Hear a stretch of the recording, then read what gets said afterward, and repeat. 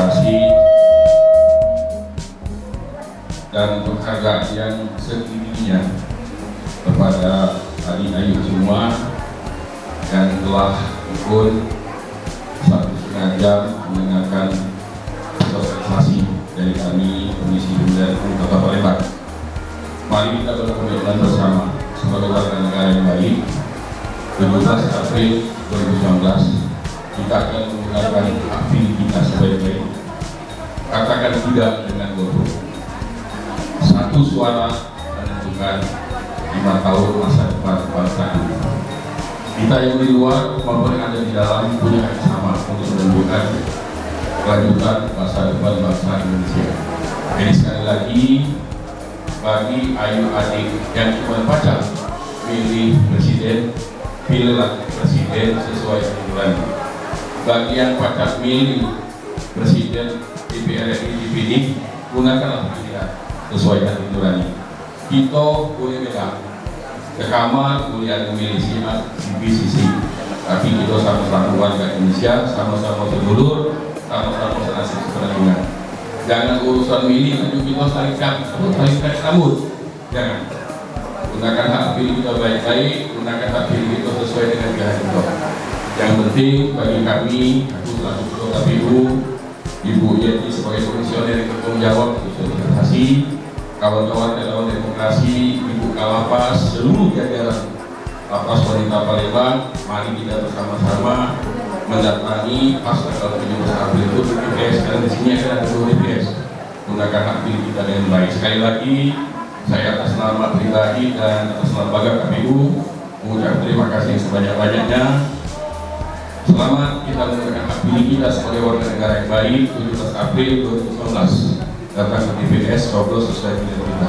Terima kasih. Di daerah OI, daerah OI, di sini dapat berapa? Sosialisasi hari ini KPU Kota Palembang bersama-sama dengan teman-teman relawan demokrasi segmen berkebutuhan khusus dan perempuan memberikan penyuluhan sosialisasi ke LP Perempuan Merdeka dalam rangka pemahaman penggunaan A5 pindah milih dan tata cara mencoblos, tata cara memilih yang benar. Acara ini dihadiri oleh perwakilan penghuni warga binaan sebanyak sekitar 250 orang dari jumlah warga binaan 518. Dan di sini rencana akan kita bentuk DPS sebanyak 2 DPS.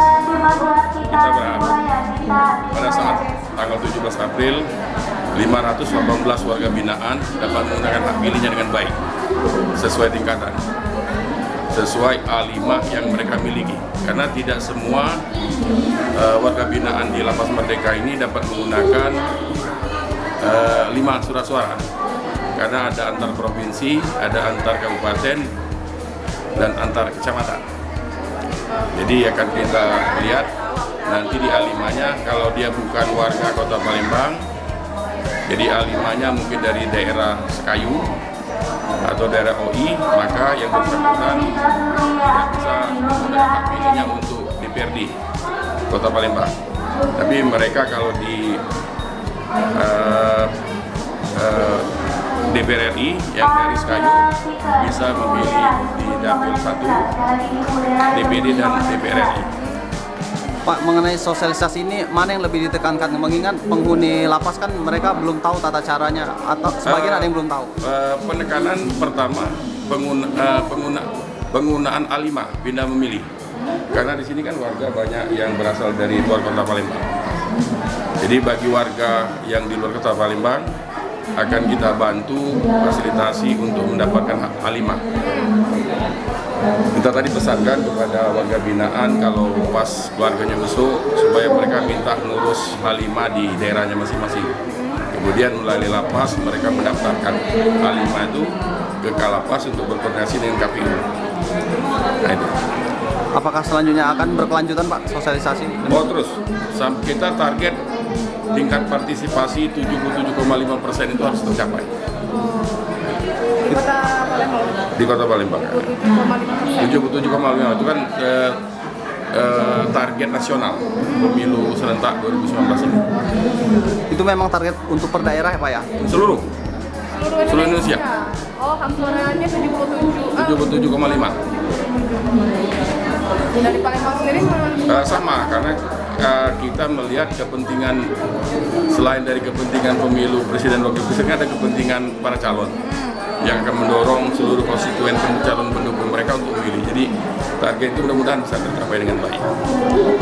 Ya, prinsipnya kami bersyukur bahwa anak-anak kami diberikan sosialisasi, berarti untuk menambah pengetahuan anak-anak kami bagaimana ikut dalam pesta demokrasi pemilihan presiden. Bersyukur. itu yang pertama kali atau sudah berapa kali nih Bu kalau pemilu? Baru sekali ini. Baru sekali ini. Oke. Jadi harapannya Bu? Ya, anak-anak kami bisa memilih sesuai dengan hati nuraninya, sesuai dengan pilihannya, tidak ada intervensi dengan siapa-siapa dan tahu tata caranya. Ini kan ada sosialisasi pemilu dari KPU Kota Palembang. Gimana tanggapannya Mbak? Senang sekali karena bagi yang tidak mengerti tujuan pemilu akhirnya mengerti tujuannya. Mbak sendiri akan menggunakan hak pilih? Pasti karena itu aspirasi dari rakyat untuk kepemimpinan yang diinginkan. Untuk tata cara prosedur memilih sudah paham atau Sudah bagaimana? paham, sudah disosialisasikan. Sebelumnya ada sosialisasi seperti ini? Untuk pemilihan di daerah sudah pernah sebelumnya. Asal daerah Mbak? Palembang. Oh gitu. Jadi dengan adanya sosialisasi ini apa merasa terbantu? Alhamdulillah ya. Mungkin yang lupa-lupa jadi ingat kembali dengan adanya sosialisasi ini. Tapi pada pemilu 5 tahun yang lalu itu ikut milih kan? Ikut, saya selalu ikut milih. Nah kalau boleh tahu pemimpin kriteria khususnya untuk kepala negara, presiden seperti apa yang diharapkan?